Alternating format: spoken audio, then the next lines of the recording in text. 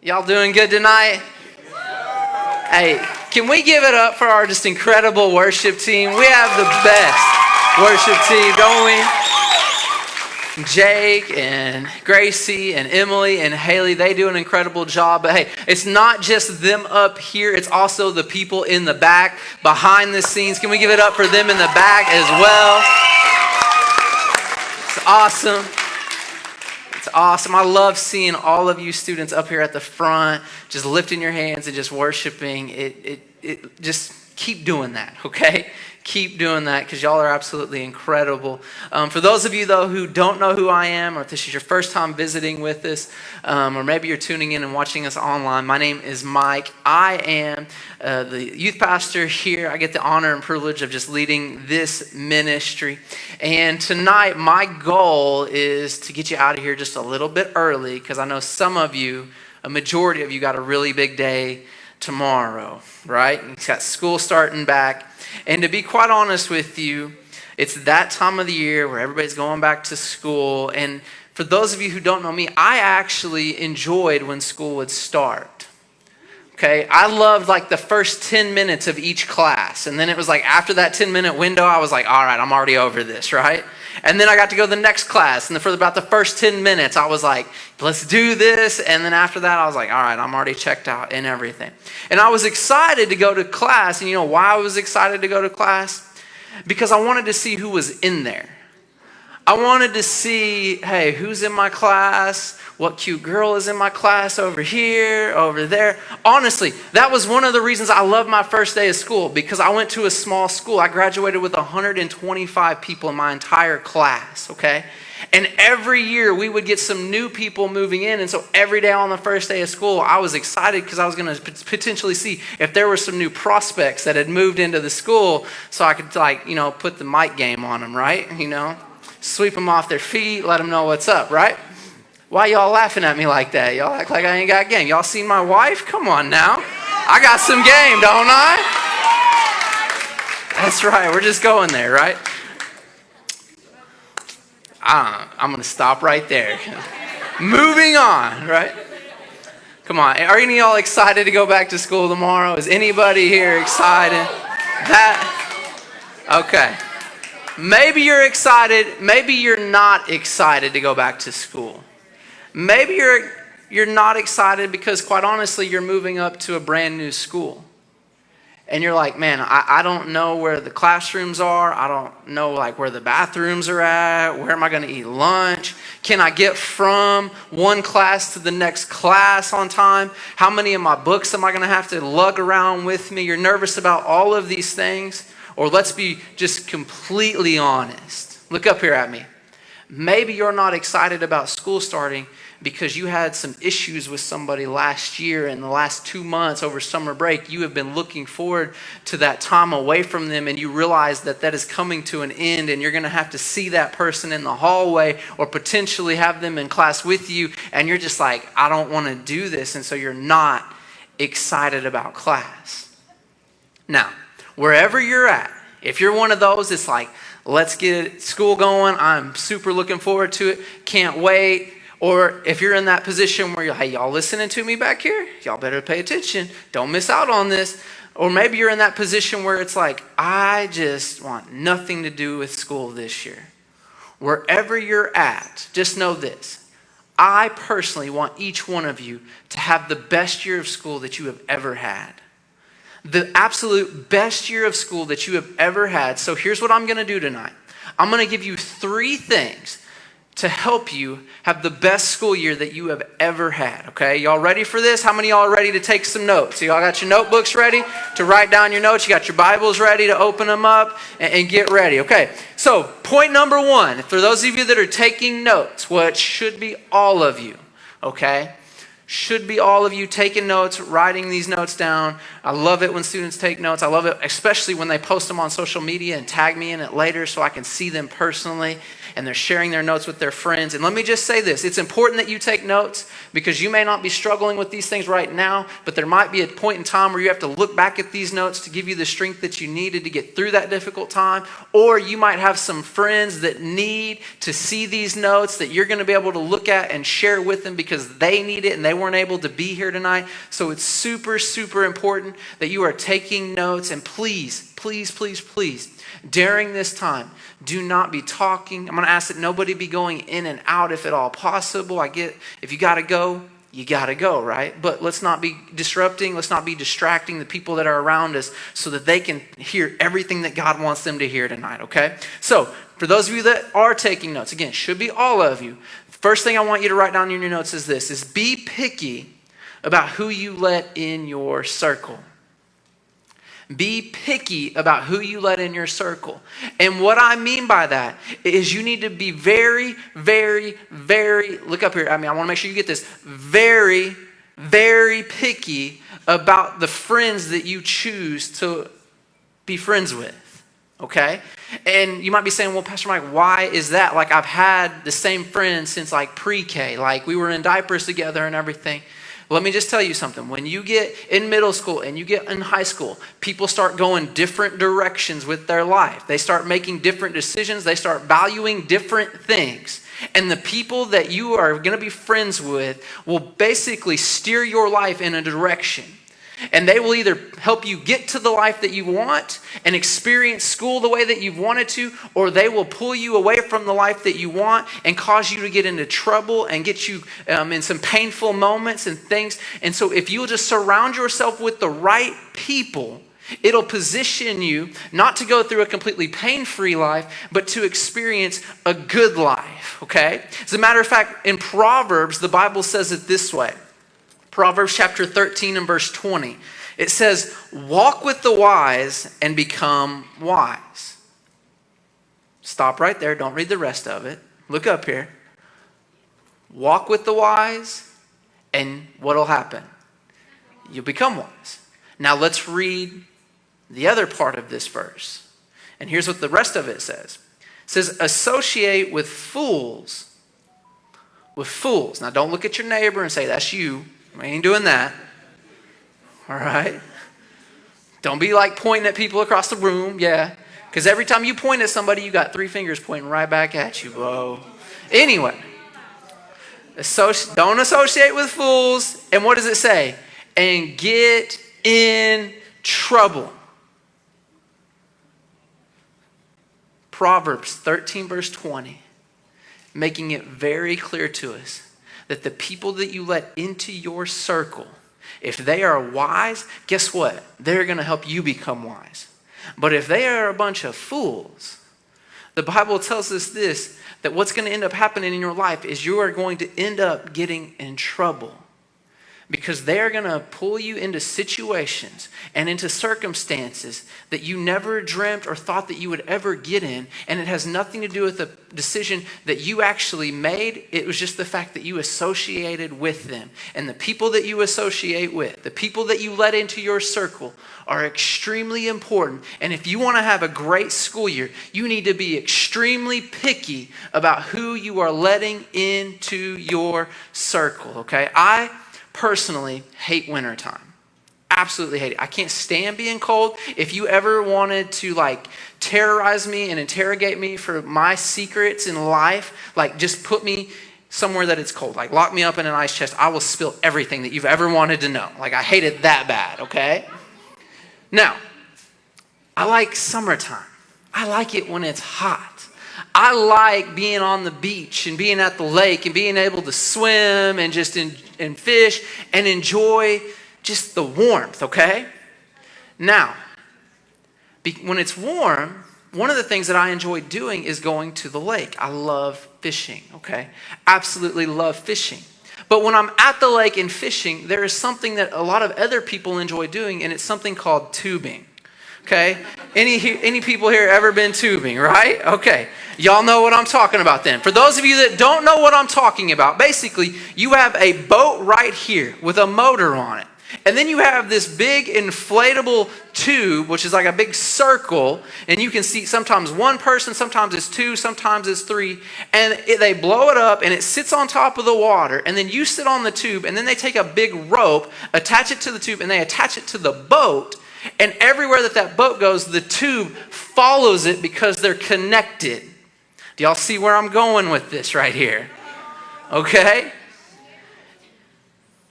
in your life, in your inner tube, the people that you're going to connect yourself with that rope are the people that oftentimes are the ones that are driving the boat. And everywhere they go, because you're associating with them, that's where you're going to end up going too. And the people that are driving the boat, depending on what kind of driver they are, determines a lot about the experience that you have when you're in the tube.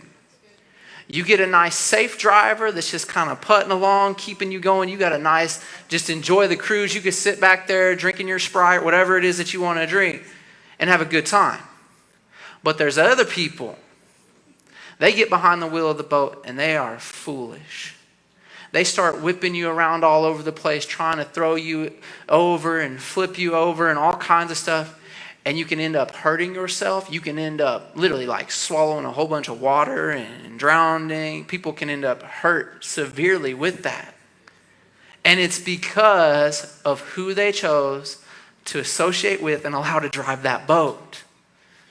So you need to be extremely picky about who's in your circle. Now, I know you're like, Pastor Mike, well, what kind of people should I allow in my circle? Okay, I'm going to give you a list of a bunch of them, and I'm going to spend like just a quick amount of time. Here is the type of people that you want in your circle. Look up here at me with this. First off, people that are wise. We just talked about this, right? Proverbs tells us right there in Proverbs 13 and 20, walk with the wise. Okay, so you want wise people in your circle. In other words, these are the people that make good decisions, that when you look at their life, it's like, man, it just seems like they always have a good perspective. Things that they're doing are wise, right? You also want people with similar values. Don't have any idea why I said similar, such weird, but it's okay. Excuse me. You want people with similar values. You want people that value the same things that you do. For example, if you're that type of person that you wrestle with the words that come out of your mouth, and what I mean by that is you have what I mean by that is you need to get your mouth washed out with soap. Okay, because you're cussing and stuff. And you've determined that this school year, I don't want to cuss. Guess what? Don't hang around people that cuss.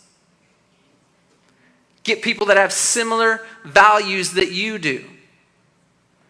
Next one, people that are good examples. The people that are the good examples in your life, that when you look at them, when they're at school, their actions say more than what their mouths are saying. That when you press the mute button on the words that are coming out of their mouth and you just watch them and see how they're acting and how they treat other people, that they're a good example to you. People that'll hold you accountable. Can I just tell you something? You want the people in your life and in your circle that won't just tell you what you want to hear, but you need to have the people in your circle that'll tell you what you need to hear. That'll look at you and say, hey, you are getting out of line. That, hey, you shouldn't be doing that. That, hey, you shouldn't be treating them this way. That, hey, instead of you talking and being on your phone during the message, you need to engage and pay attention right now. Those are the people that you want in your life that are going to hold you accountable. Next one, probably my favorite one on the list. You want people in your circle that avoid drama. Come on, I thought all the room would just erupt and amen and be like, that's what we're doing. But no, here's the thing. You want to have the best school year of your life? Stay away from the people that get stuck in all the drama and they get caught up all in it. Because what I've learned about people that love drama, they love to pull other people into it. And I promise you, if you just hang around those people, your name is going to get brought up a time or two in a lot of the drama, and you're going to get drug into it and experience a lot of stress and a lot of issues that you could simply avoid just by getting the right people in your circle. So avoid the drama. Get people in your circle that are going to celebrate you. That when something good happens in your life, they are there high-fiving you and saying you did so good. They're not jealous or envious. You're like, man, I wish I would get a car like that. My parents don't have, all this money to drive me, buy me this or buy me that. No, you want people in your life that are like, dude, you got a car? Come on, I'm going with you. You're going to hook me up with some Chick-fil-A, right? That's the people that you want in your life, the people that are going to celebrate you. And lastly, you want people that are going to motivate you to love God more.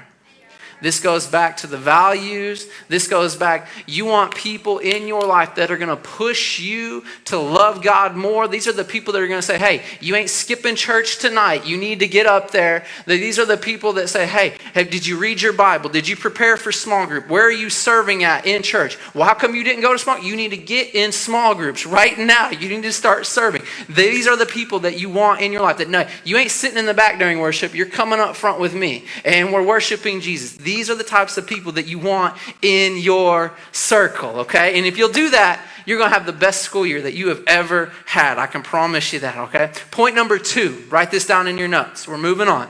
Second thing is you need to set up boundaries and stick to them. Set up boundaries and stick to them.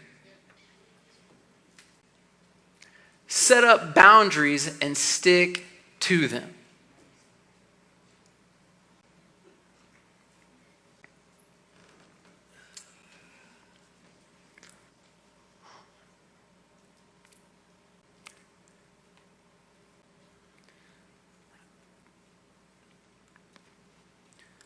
Right now, in this moment, just after I said set up boundaries and stick to them, I believe that in here, on the inside of each one of you, that there was a boundary that came up in your heart just then that you're like, yeah, I need to do that.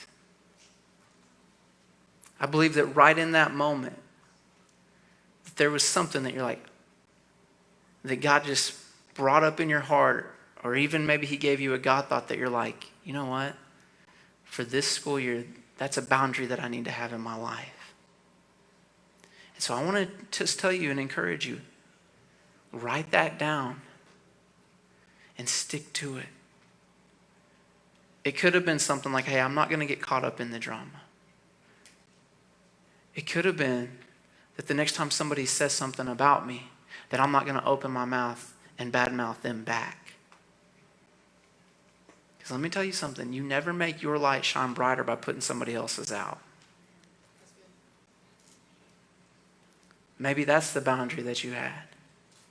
Maybe the boundary that popped up in your heart during that moment was that you just need to go to bed earlier. Come on. Y'all mom got to deal with y'all cranky butt in the morning because you stayed up too late? Yeah. Maybe you just need to go to bed a little earlier, huh? Make everybody's life a little bit easier. Make your first period teacher's life a heck of a lot easier because you won't be in there trying to sleep through class, right?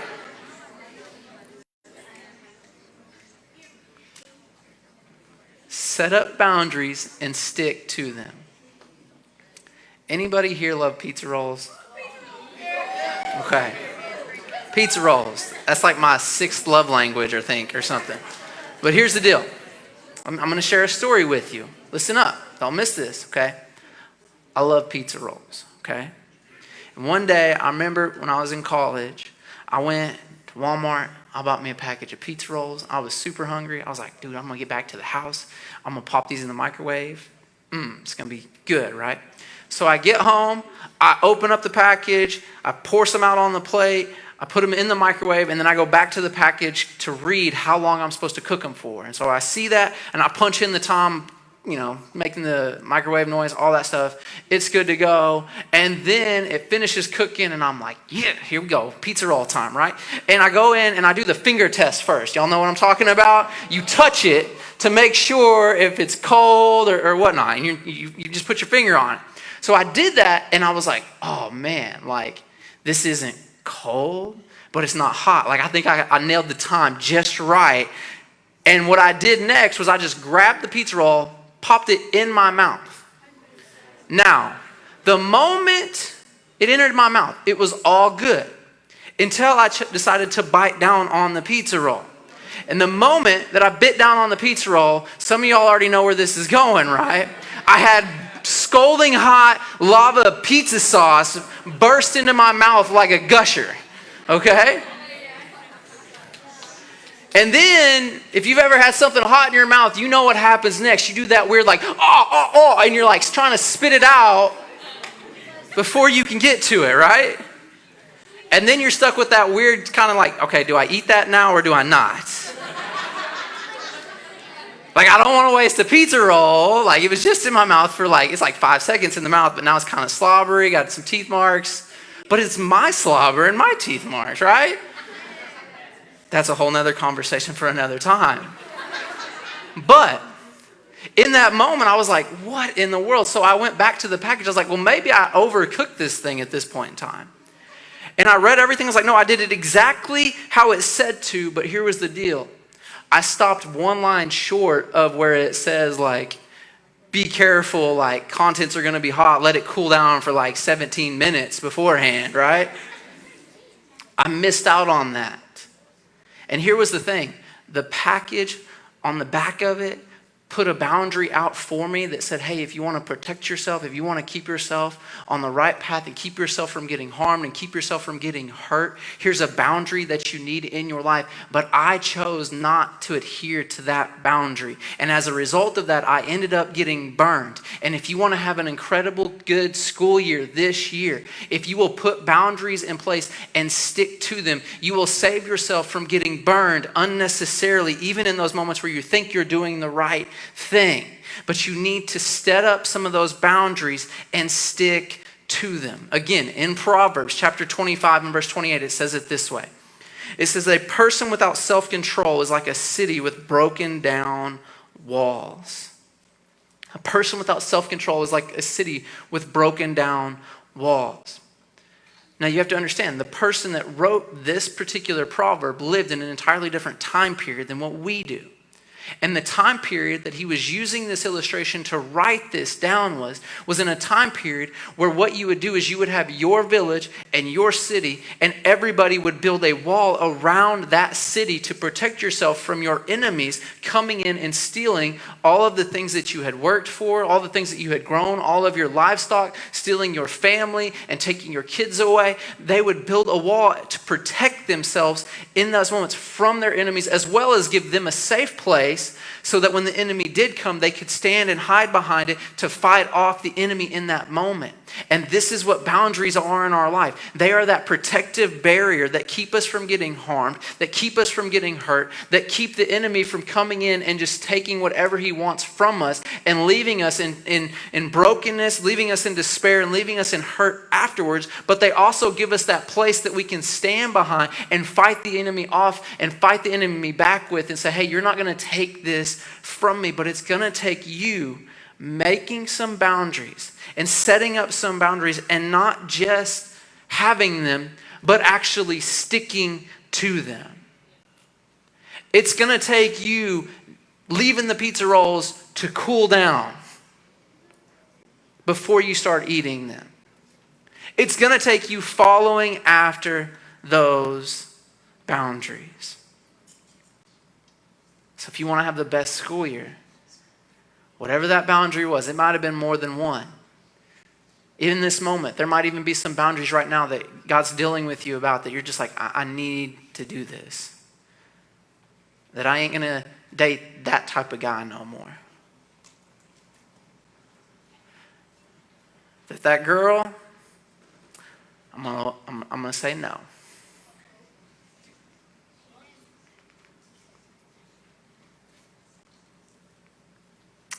I'm going to keep going. Lastly,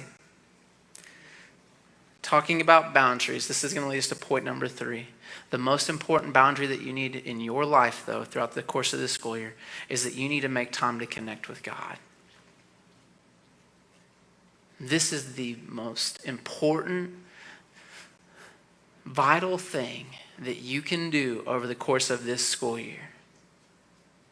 You want to make sure you have an incredible school year? Make it a priority to make time to connect with God.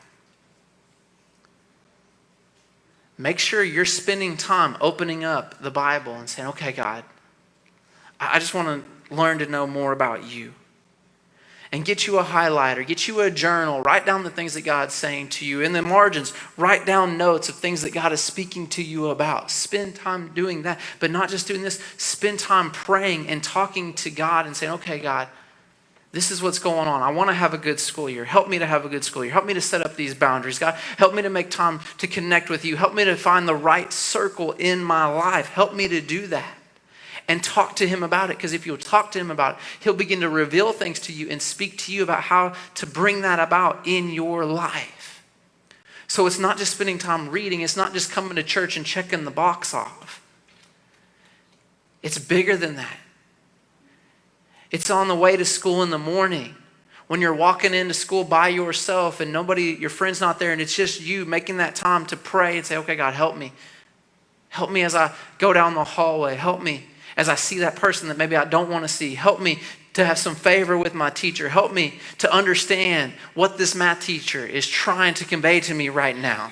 Help me to understand why I have to write 5 pages on Shakespeare when I can't even understand what they're talking about. Help me. Ask God to help you, and he will do it. But you've got to make time for him. Because there are going to be people this school year that are going to put expectations on you. And if you don't have his strength working with you in that moment, you run the potential of caving in to the demands that they have on you. And this was something that Jesus understood. Look with me in Luke chapter 5. Luke chapter 5, Jesus has just healed a man of a skin disease. And as a result of that, people are talking about it, and his fame is being spread around like wildfire. Okay? It says this in Luke chapter 5 and verse 15. It says, but despite Jesus' instructions, the report of his power spread even faster. And vast crowds came to hear him preach and be healed of their diseases. Think about this. Vast crowds. Now, we actually have a couple of other true accounts from the Bible that tell us that when crowds came to Jesus, a couple of those crowds were several thousands of people. And we see this in Luke chapter 5, that vast crowds came to Jesus. And they came with him to hear him preach, as well as to have him heal sick people. But look what happens in the next verse right here, verse 16. Look what Jesus did in spite of people putting expectations on him to preach to him, to heal them. It says, but Jesus often withdrew to the wilderness for prayer. That in the middle of everybody putting all of these expectations on Jesus to preach and to heal and to do miracles and perform miracles and cast out demons, that in the middle of all of that and the expectations, Jesus still backed away from it and withdrew and made it a priority to go and say, God, I need to connect with you. I need to hear from you. I need to have you help me to minister to all the people that I'm ministering to. I need you to help me to be a light to this dark world. And let's be honest. Your school, the things that you're faced with there at times, you walk in the bathroom, somebody's in there doing something that they don't need to be doing. You're at the lunchroom table and people start talking bad about another student. You're in the locker room and somebody says, hey, look at this, and they show you an inappropriate picture on your phone.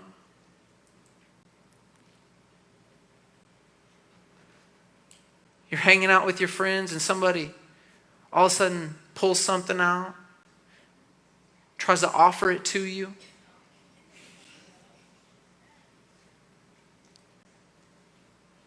It is a dark world that you are growing up in. And I just want to let you know a little secret. And that's this, is that Jesus is always there to help you no matter what. No matter how dark it might seem. He is there for you, and he can use you in that moment to be a light in the middle of all of that darkness.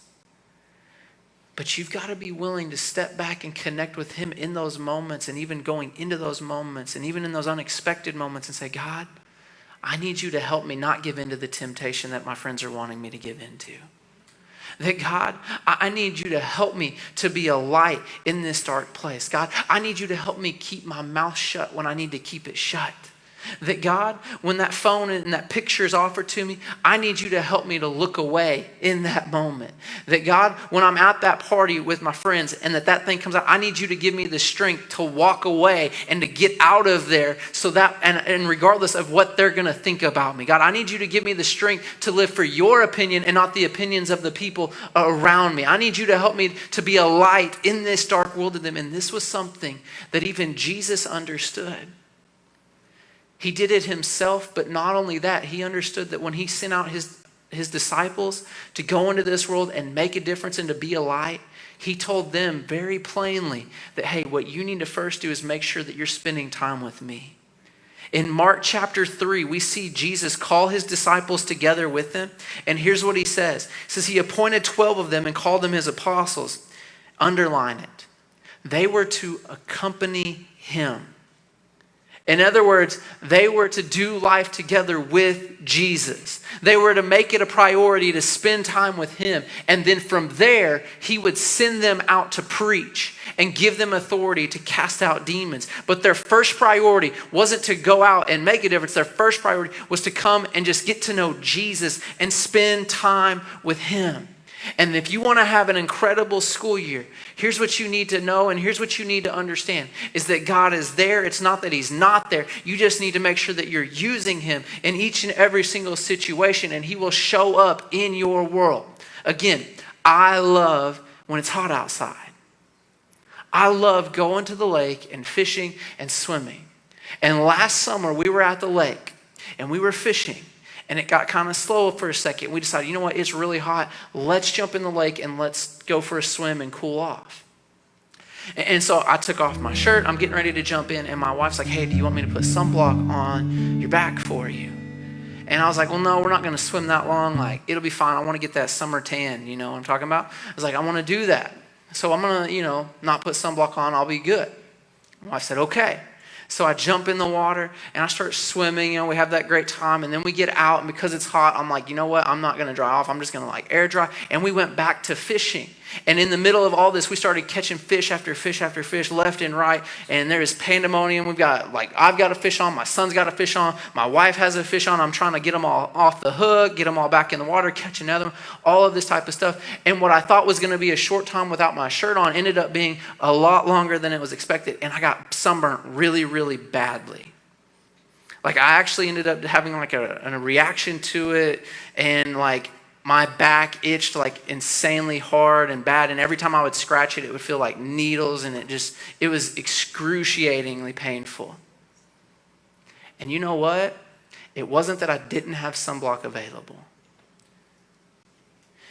The reality was sunblock was available to me and it was there. I chose not to make it a priority in that moment. And I chose not to apply it. And in this world and in this school year, let me just tell you something. If God's not showing up and God's not speaking to you, it's not because he's not there. It's not because he's not available. I promise you it's because you're not making yourself available to him in that moment and saying, hey, God, I need you right here, right now. That God, I need to put you on in this situation to help me live this out in front of my friends, in this classroom, in this locker room, on this team, with my parents. Come on. I need you to help me do this. So I want to encourage you. Make time to connect with God. Spend time in prayer. Spend time reading your Bible. Make sure that you're here every Wednesday. Make sure that you're here on Sundays. And if you'll do that, God's Spirit's going to awaken on the inside of you, and you're going to hear his voice, and he's going to lead you and guide you in things that you once did. You're like, I really don't see the value in that anymore.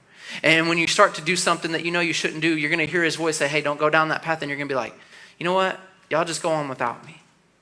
And people are going to see a difference in you, and people are going to see the light that you're bringing. They're going to be like, hey, man, you've changed, but it's a good change. You don't get caught up in all of the drama. You don't get caught up in all this. You just have a joy and a peace about you. What has changed in you? And you're going to be able to look at them and say, hey, it's Jesus, man. And guess what? You can come to know him too. You want to come to church with me? Or better yet, let me sit down. Let me tell you about my Jesus. But it comes from you making that time to connect with him. It comes from you not only doing that, but setting up that boundary and sticking to it.